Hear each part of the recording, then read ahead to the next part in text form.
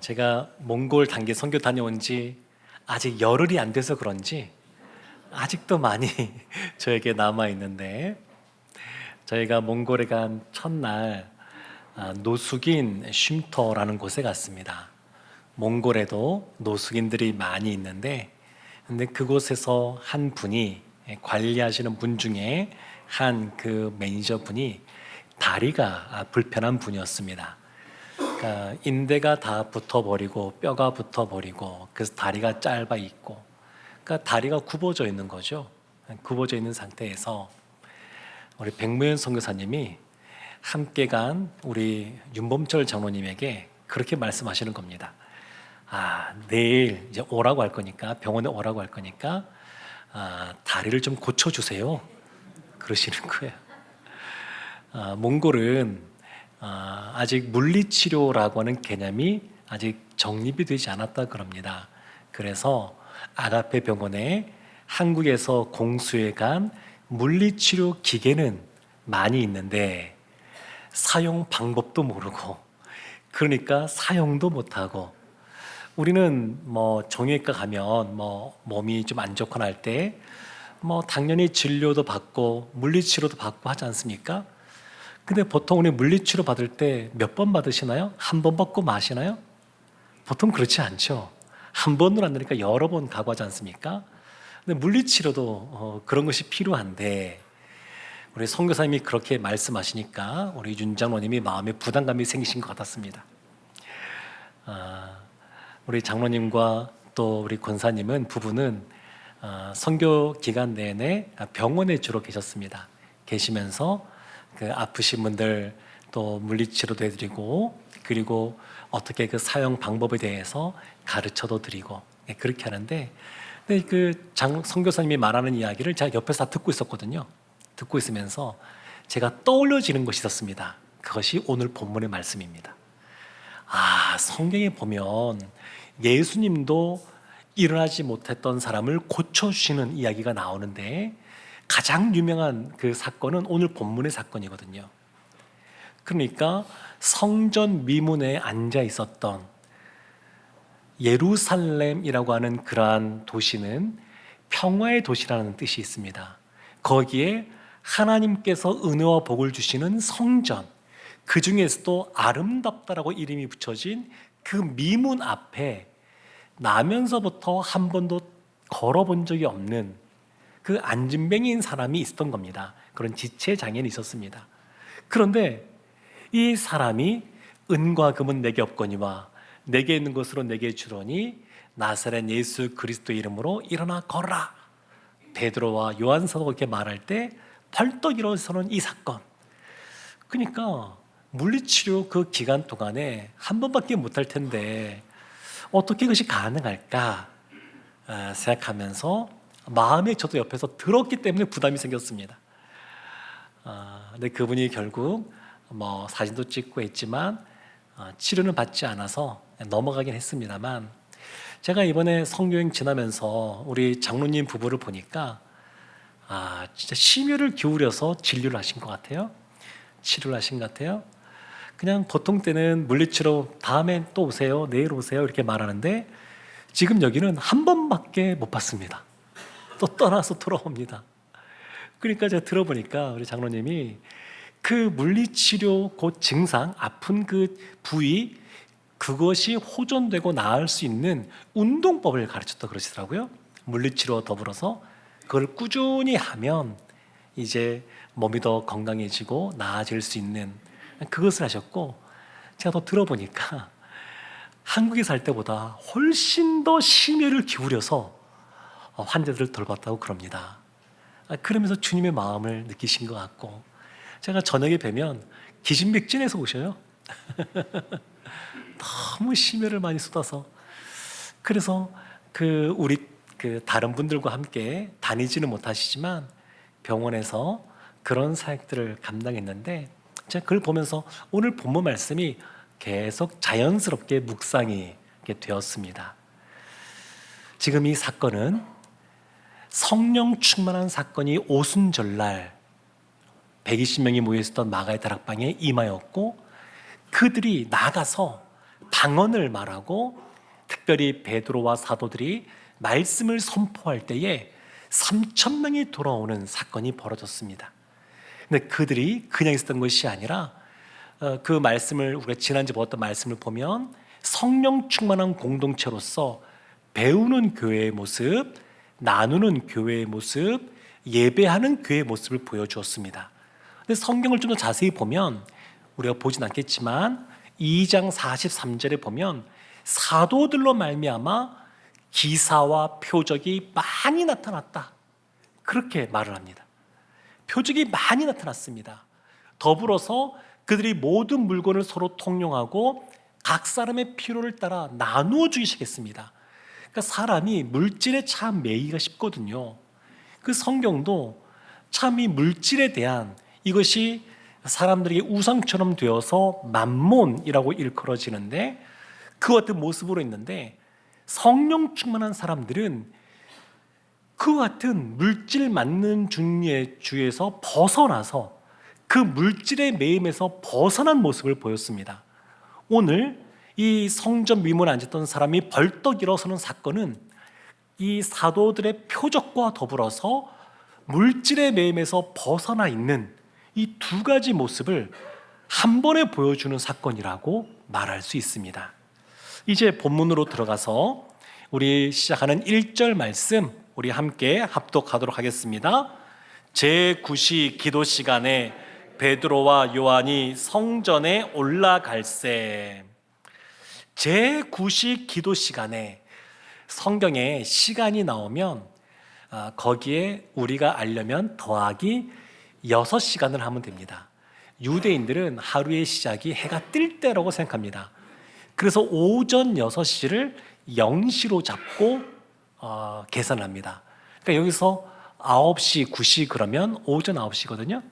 더하기 6시 하면 오후 3시, 지금 오후 3시입니다. 오후 3시에 기도 시간이 되었습니다. 다니엘이 하루에 3번씩 기도했던 것처럼 유대인들은 하루에 3번씩 기도했습니다. 그들 시간으로 369, 우리 시간으로 오전 9시, 낮 12시, 오후 3시 하루에 3번 기도했습니다. 그 중에서 특별히 오전 9시와 오후 3시는 성전에서 제사장들이 매일 하루에 2번씩 번제를 드렸습니다. 그러니까 지금 이 상황은 뭐냐면 오후 3시에 기도하러 갔는데 제사장들이 번제를 드리는 그 시간에 성도들은, 신자들은 그 성전의 뜰에 모여서 기도하고 있는 그러한 시간인 겁니다. 그 시간에 베드로와 요한이 성전에 갔습니다. 그러니까 우리는 기도를 뭐 어디서나 할 수 있지, 아무 때나 할 수 있지, 굳이 정해진 시간에 할 필요가 있을까 생각할 수 있습니다만, 사실 정해진 시간에 정해진 장소에서 기도하지 않는 분은 항상 기도하기가 어렵습니다. 일반적입니다. 정해진 시간에 정해진 장소에서 기도하는 사람들이 항상 기도도 할 수 있는 것이지, 그 거꾸로는 사실은 되는 경우를 제가 본 적이 없습니다. 그래서 이 시간을 정해서 기도하는 것은 신앙생활하고 있는 우리에게 굉장히 큰 유익을 줍니다. 근데 지금 베드로와 요한이 그 성전에 올라가서 기도하는 겁니다. 한번 생각해 보십시오. 얼마 전에 오순절날 성령이 바람처럼 불처럼 임했습니다. 특별한 일 아닙니까? 나아가서 복음을 전하는데 한순간에 하루에 3,000명이나 들어왔습니다. 그리고 여기 보면 기록상으로는 이 제자들이 행하는 첫 번째 표적, 사도행전에 나오는 첫 번째 표적이 오늘 본문의 말씀이지만 2장 43절에 기사와 표적이 많이 나타났다 그랬습니다. 그러니까 병자가 낫고 귀신이 쫓겨나가고 놀라운 일들이 벌어집니다. 그러면 사람들이 좀 흥분되지 않겠습니까? 놀라운 일이 벌어지지 않습니까? 표적과 기사가 나타나고 사람들이 몰려오고 성령의 역사하심 속에 공동체가 아주 역동적으로 다이나믹한 그런 모습이 나타나면 사람이 흥분되기 쉬운데, 그럼에도 불구하고 베드로와 요한은 일상의 삶을 살아갑니다. 그런 모습이 있지만 동시에 그 전에 늘 하던 것처럼 시간 되면 기도하러 가는 겁니다.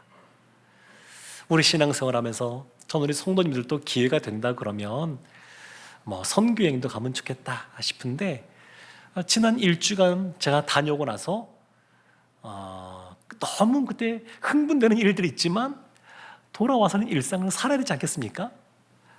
근데 지금 이 사도들은 일상의 삶을 사는데 어떻게 살았느냐? 기도하던 대로 기도하는 삶을 살아가고 있습니다. 이들이 지금 그렇게 살아가고 있습니다. 올라갈세라고 하는 말은 미완료 동사인데, 그건 어떤 뜻이냐면 한두 번 갔다는 것이 아니라 습관적으로 계속해서 갔다는 겁니다. 늘 기도하는 삶을 살았다는 겁니다. 근데 그곳에 갈 때 한 사람을 만납니다. 2절 말씀에 보면 이렇게 나오죠. 나면서 못 걷게 된 이를 사람들이 메고 오니 이는 성전에 들어가는 사람들에게 구걸하기 위하여 날마다 미문이라는 성전문에 두는 자라. 성전에 가는데 미문이라고 있습니다. 아름다운 뜻이죠. 아름다운 문이라는 뜻이죠. 근데 이 아름다운 이 문이 어딘지 정확하게는 모릅니다. 추측하기로는 그 성전의 10번째 문에 해당되는 그 니카노라고 하는 문이 아닐까, 그렇게 추측들을 하고 있는데, 이 니카노 문이라고 하는 것은 높이가 23m, 꽤 크죠. 그 높이가 되어 있고 고린도에서 청동을 들여와 가지고 만든 문. 그래서 석양이 질 때 그 빛에 의해서 번지는 그 모습이 너무 아름답다라고 일컬어지는 문, 그런 문이 이 니카노 문입니다. 요세푸스에 이런 기록들이 남아 있는데, 근데 이러한 문 앞에 나면서 걷지 못하는 사람이 있는 겁니다. 평화의 도시인 그 예루살렘에, 그리고 하나님의 은혜와 복이 흘러넘치는 성전에, 그것도 아름다운 문인 그 미문 앞에 전혀 어울릴 것 같지 않은 한 사람이 있는 겁니다. 그 사람은 나면서부터 못 걷게 된 사람, 누가 메어주지 않으면 이동도 할 수 없는 사람, 한 번도 스스로 힘으로 서본 적 없고 걸어본 적 없고 달려본 적 없는 그 사람, 자신의 삶을 살아가면서 구걸하지 않고는 살아가기 힘든 사람, 날마다 성전 미문 앞에 왔다고 했으니까 날마다 구걸하지 않고는 살아가기 어려운 사람, 구걸해도 그냥 근근히 먹고 살아갈 수밖에 없는 그러한 상황.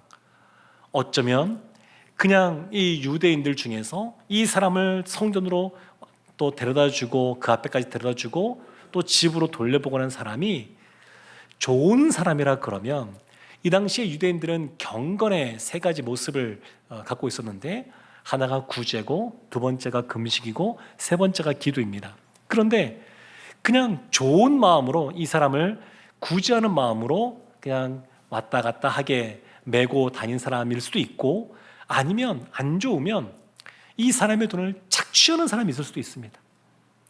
요즘은 잘 안 보입니다만 한때 우리 보면 버스 앞, 지하철 보면 모금함 들고 다니는 분들이 있지 않았습니까? 그분들의 대부분은 다 이단이었습니다. 이단들이 다 속이면서 한 겁니다. 그러니까 그분들이 다 나쁜 뜻을 가지고 한 거거든요. 그러니까 이제 이런저런 모습이 있을 수 있는데, 어쨌든 간에 날마다 나가지 않고는 살 수 없는, 그러니까 소망이 없는 것이죠. 미래가 없는 것이죠. 사람들은 성전에 가서 죄 용서함도 받고 하나님의 은혜도 받는데, 이 사람은 걷지 못하기 때문에 그 당시에 부정하다라고 인정받아서 한 번도 들어가 보지 못했고, 그 사람들이 드나든 것만 지켜만 봤던 사람, 그랬던 사람이 이 사람입니다. 3절과 4절 말씀 보면 아주 놀라운 일이 이제 반전이 일어나기 시작하는데 이렇게 나옵니다.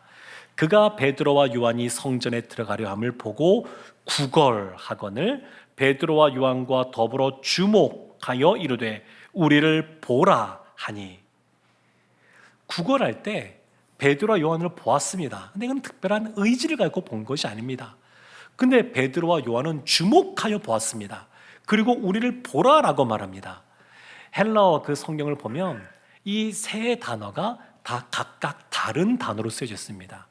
영어 성경에 번역된 것을 보면 먼저 이 안진뱅이가 보고 구걸할 때 보다라고 하는 것은 영어로 see라고 번역이 되어 있고, 그리고 주목한 것은 eye라고 되어 있고, 우리를 보라 할 때 보라 이거는 look at us 이렇게 번역이 되어 있습니다.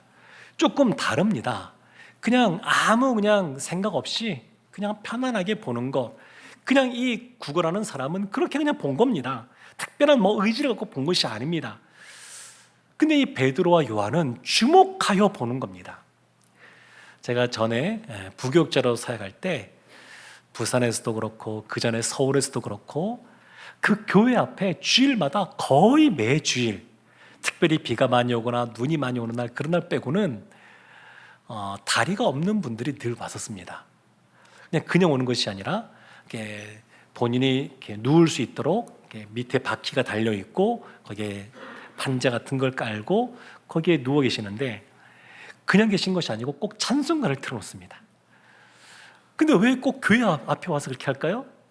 그래도 교인들이 긍휼히 여기는 마음이 있으니까, 사랑의 마음이 있으니까 그래도 교회 앞에 오는 겁니다. 근데 그분들에게 찾아가서 복음도 전해봤습니다. 들을 생각을 안 합니다. 보통 이렇게 만나서 얘기해 보면 그냥 그 자리를 피하고 싶어하고 그런 걸 되게 싫어하고 그냥 그렇게 그분들이 보통 있습니다. 누군가 데려줘서 그분들은 누군가가 데려다 놔서 그곳에 있고 또 누군가가 데려가는, 그렇게 그냥 매주마다 있었는데, 근데 이 구걸하는 사람도 마찬가지였을 겁니다. 그들에게 무엇인가 복음을 듣기 원한 것 아니고 그냥 돈 몇 푼 받기를 그냥 기대하는 마음 정도 있지 않았을까 싶습니다. 근데 이 베드로와 요한은 그것을 그냥 그렇게 하지 않는 겁니다.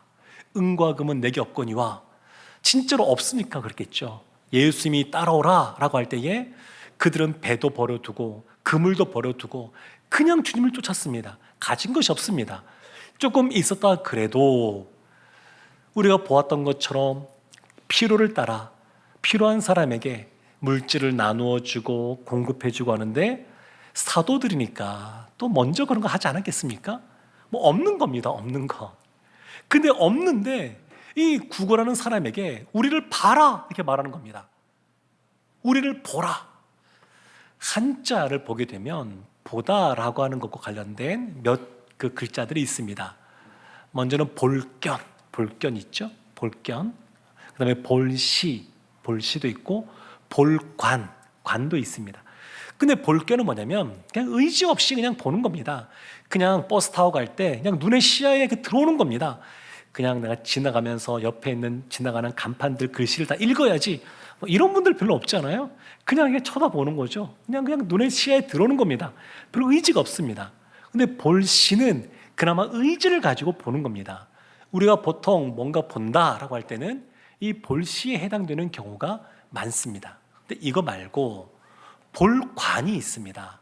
우리 관조하다라고 할 때 쓰는 그러한 단어인데, 이 볼관은 뚫어지게 자세하게 살피는 것을 말합니다. 반고흐가 그린 그림 중에 농부의 구두라고 하는 그림이 있습니다. 보면 그냥 구두 한 켤레 딱 있는 것뿐입니다. 그림 중에 딱 하나 있어요. 근데 그냥 볼견이나 볼시의 관점에서 본다 그러면 뭐 그냥 그런가 보다, 구두네 이럴 수 있고, 그냥 그 바닥에 그냥 신발에 흙이 묻어 있네 이 정도 볼 수 있습니다. 근데 볼관의 입장에서 이 그림을 본다 그러면 구두가 많이 헤어져 있거든요. 그러면서 야, 이 농부가 신발이 이렇게 구깃구깃해지고 헤어질 만큼, 그리고 신발은 온통 흙이 묻어 있는 이러한 삶을, 아주 고단한 삶을 살고 있구나, 그런 것들을 볼 수 있는 겁니다.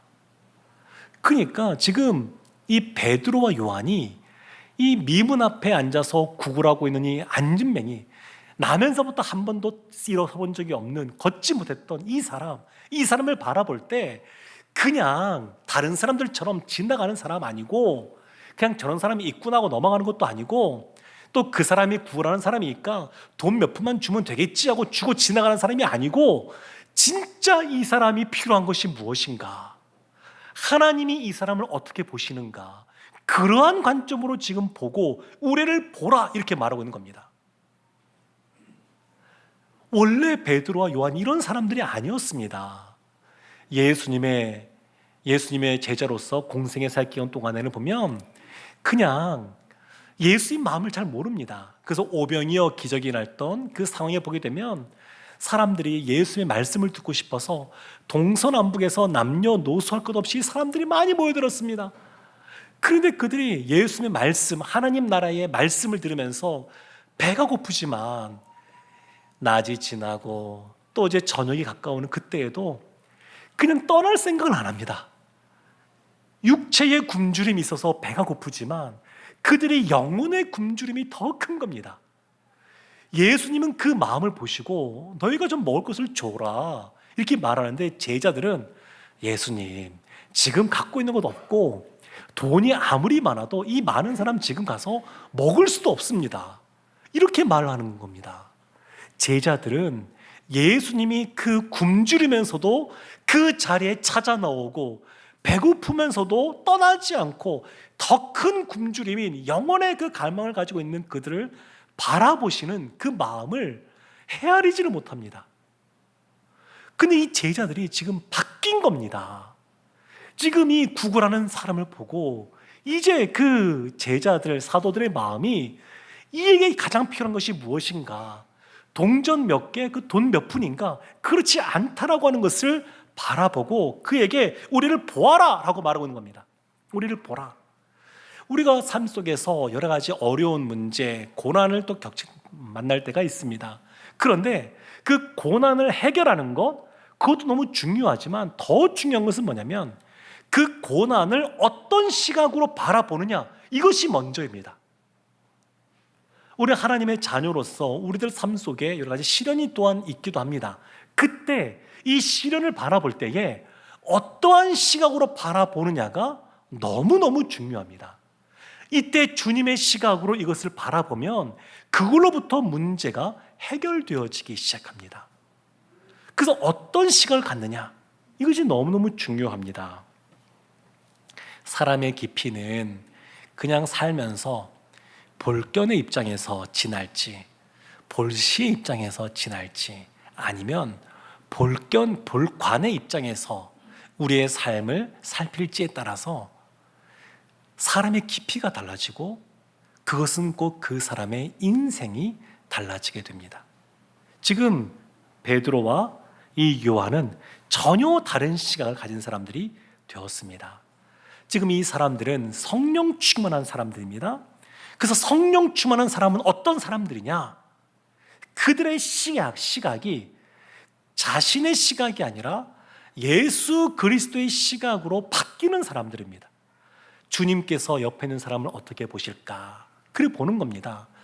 성전 앞에 있지만 한 번도 성전에 들어가 본 적이 없는 사람, 이 사람들을 바라볼 때 베드로가 이 사람도 구원받아야 될 사람이요, 이 사람도 하나님의 자녀라고 하는 생각, 그런 생각을 가지고 바라보고 있는 겁니다. 그래서 우리를 보라 이렇게 지금 말하고 있습니다. 5절 말씀에 보면 그가 그들에게 이렇게 하죠. 무엇을 얻을까 하여 바라보거늘. 이 사람은 구걸한 사람이니까 얼마나 많은 걸 주려고 그러나, 보통 사람은 지나가면서 말 한마디 걸지 않거든요. 근데 이 베드로와 요한은 말을 걸지 않았습니까? 우리를 봐라. 그러니까 뭔가 기대감이 생겼는데 그것은 나에게 어떤 돈을 줄까? 이런 생각을 갖고 봤을 겁니다. 근데 6절에 보면 이렇게 나오죠. 베드로가 은과 금은 내게 없거니와. 실망입니다. 아니, 구걸하는 사람에게 돈 받을 걸 지금 기대하고 바라보고 있는데 은과 금은 내게 없어, 이렇게 말하니까 실망감이 찾아올 수밖에 없겠죠. 그런데 베드로가 이렇게 말합니다. 내게 있는 이것을 내게 주노니, 내한테 있는 것이 있다. 은과 금은 나한테 없지만 내게 있는 것이 있다. 그것이 바로 뭐냐? 나사렛 예수 그리스도의 이름이다. 이렇게 말합니다. 나사렛 예수 그리스도의 이름. 그 이름으로 일어나 걸으라. 이렇게 말을 합니다. 예수님께서 공생의 기간 동안에 많은 사람들을 고쳐주셨습니다. 회복시켜 주셨습니다. 사도들도 성령 충만함 받은 다음에 많은 기사와 표적을 보였습니다. 근데 예수님이 행한 것과 사도들이 행한 것 차이가 있습니다. 예수님은 그분은 신적 권능이 그분에게 있었습니다. 근데 사도들은 그러한 권능이 있는 사람들이 아닙니다. 사도들은 나사렛 예수 그리스도의 이름으로 그와 같은 일을 행하는 겁니다. 이것이 차이입니다. 그러니까 사도라고 하는 사람들, 성령 충만한 사람이라고 하는 사람들은 어떤 사람들이냐? 자기 자신의 그 자아를 날마다 죽여가는 겁니다. 내가 아무리 씨를 심고 물을 주어도 주님께서 자라나게 하지 않으시면 열매가 맺을 수 없다는 것을 알고, 자신이 무능력한 것을 알고, 나는 죽고 내 안에 예수가 살아나게 하는 것, 그렇게 살아가는 사람들이 성령 충만한 사람들입니다. 지금 이 베드로와 요한은 자신들은 아무것도 없다는 것을 인정합니다. 은과 금 없어. 그렇지만 우리에게 있는 것이 있는데 그건 바로 나사렛 예수 그리스도의 이름이다, 이렇게 확신하고 있습니다. 그리고 그걸로 그 사람을 고쳐줍니다.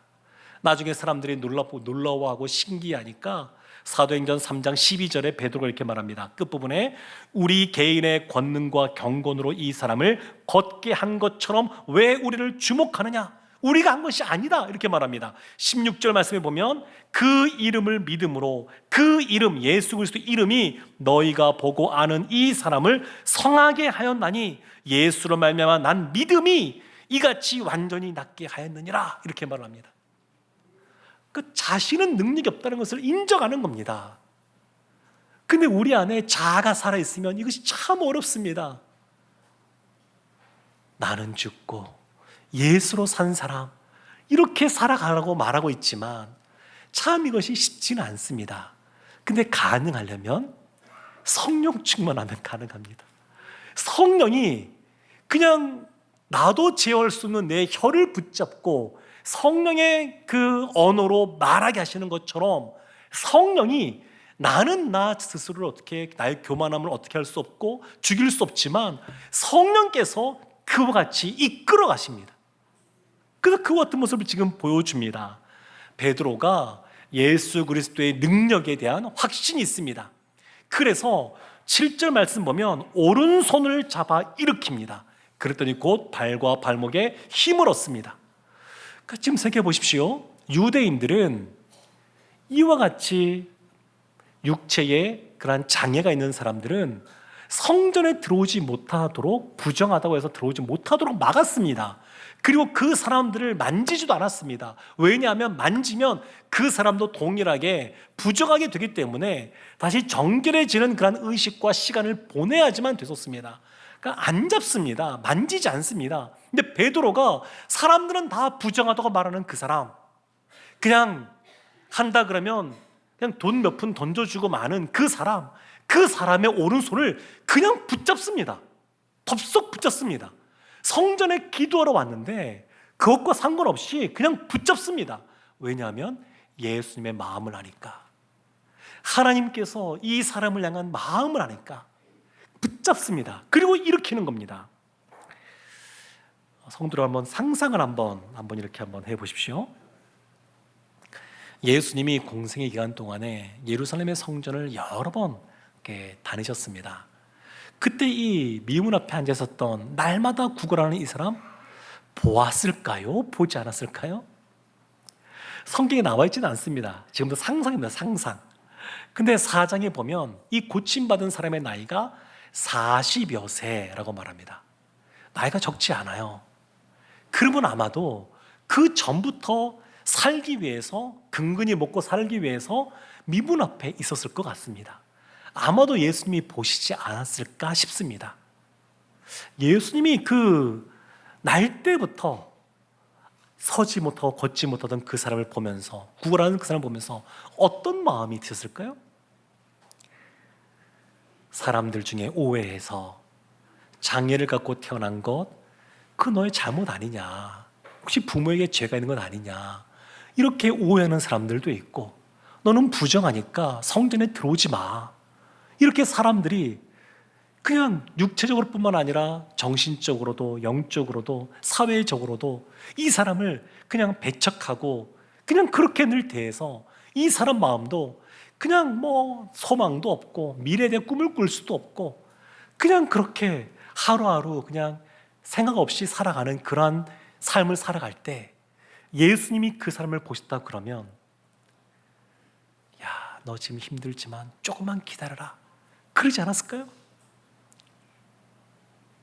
지금 나는 그냥 지나가지만 잠시 후에 우리 제자들이 이제 너에게 와서 이제 너를 고쳐줄 거야. 너가 이제 구원받은 사람이 되게 할 거야. 너가 이제 회복된 삶을 살게 할 거야. 그런 마음을 갖지 않았겠습니까? 사랑하는 성도 여러분, 예수 그리스도의 이름보다 더 크신 분이 예수님 바로 그분이십니다.